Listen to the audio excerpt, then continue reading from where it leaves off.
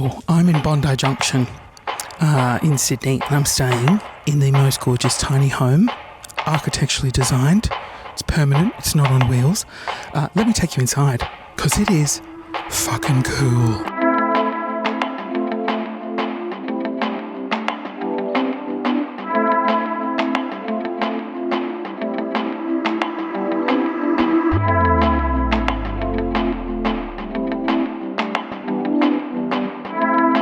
So the home is 2 stories and it sits at the back of the main property of the owners. It's down an alleyway. I would say it's pretty quiet. Let me give you a bit of a walkthrough of the first floor. So when you come straight in the front door.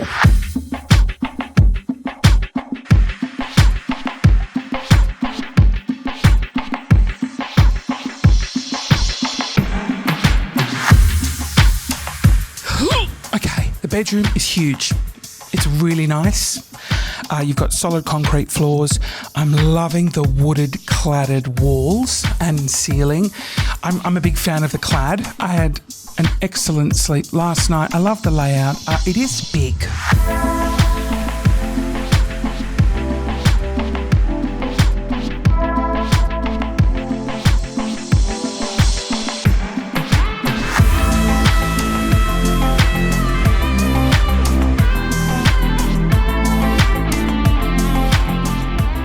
The bedroom is kind of a bit like a nook because you come down a few steps and it's tucked away in the corner and it feels cozy. It could be cozier, don't ask me how, but I love that there is a ginormous sliding glass wall, lots of natural light. Considering there's absolutely fuck all windows in this place, you get a lot of really great natural light.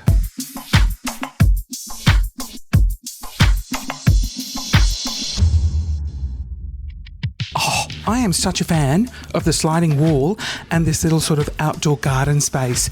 I love that for privacy, you've got your frosted corrugated sheets. They're just plastic.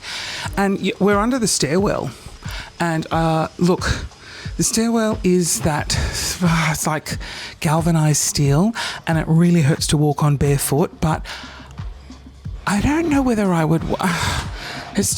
It's tough because I don't know whether I would want this or a solid one. If you have a solid one, you lose the dangly plants and you lose a lot of the natural light. So I think they have made the right decision here. It is just nice to sit here on your phone and just peruse Grindr. We're in Bondi, so there's a lot of Grindr action going on, which is one thing I do like about this tiny home.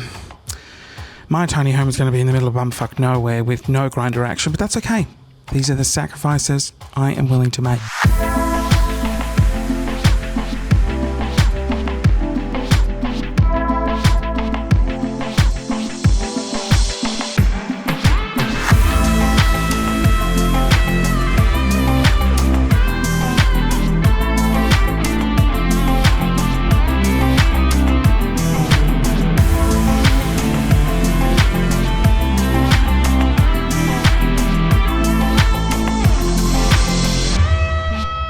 The bathroom has this sliding frosted glass door, which I love. It is so fancy. There is a problem with it though. It doesn't go all the way in. It stops right there.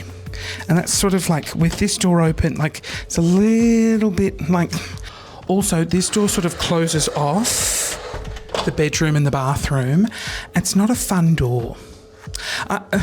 It's just not, I wouldn't have had this at all. I don't really understand why this is a lockable door like this, because it's just bulky, just takes up too much room. Frosted glass sliding door, tick, tick, tick. Christian Hull wants to get one of these, but I want to make sure it recesses all the way into the wall. Oh, this bathroom has all the elements of what Christian Hull wants. Louvered shutters. Beautiful tiled floor and walls. I love a hexagon tile, however, I feel like these would date a little bit. Maybe a fishbone. What's the fishtail? Oh, stunning. This is interesting because you've got the toilet and the shower, and then you've got the shower curtain that also acts as privacy for the louvered shutters, and it's your shower, so you don't get your toilet all watery and funny. So you can just, let me show you, hold on. See? So it separates the toilet from here. And then if you want people to see your shower, you can just open this side. Hello, boys. There's no one there. There's some builders. They're doing some building work. But again, there's a corrugated privacy screen. So even if I wanted to be a bit naughty, I couldn't because no one could see in. Cool story, Christian. Let's just give me a moment.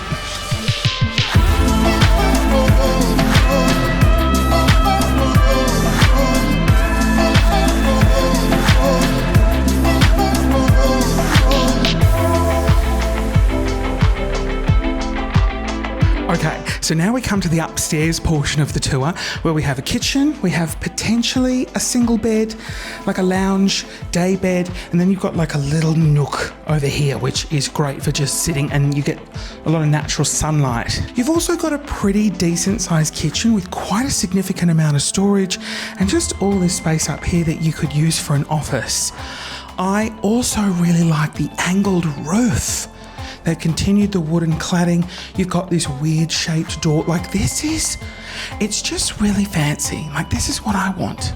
I want to sit down with a designer and design a really unique home.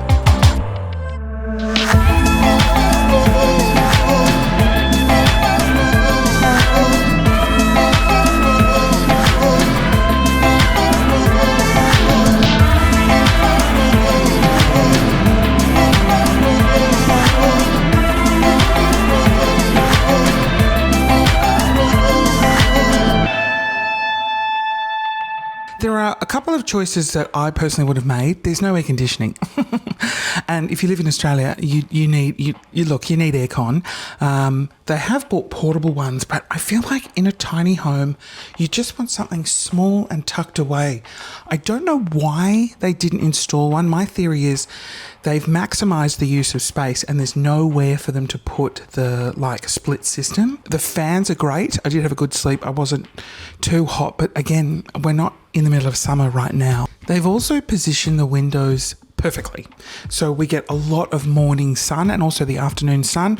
The walls over here that have absolutely no windows whatsoever or skylights, really pointless anyway. So they've designed it well. I love the use of the wood, the glass, the corrugated iron, the concrete, sort of very earthy. 2 stories. Hate that it's 2 stories. I think if I was in my 20s, would have fucking loved a 2-story tiny home. But as I get older, my knees and hips hurt and I just don't want to climb the stairs. This tiny home doesn't feel tiny, which I really like. And you are smack bang in the heart of Sydney. It's it's really, really well designed and there's a lot of elements here that I want to take away. I thought this wall was concrete, but when I look closer, I don't know what it is. It's like plywood painted to look like concrete. Love that idea. I love just exposed beams.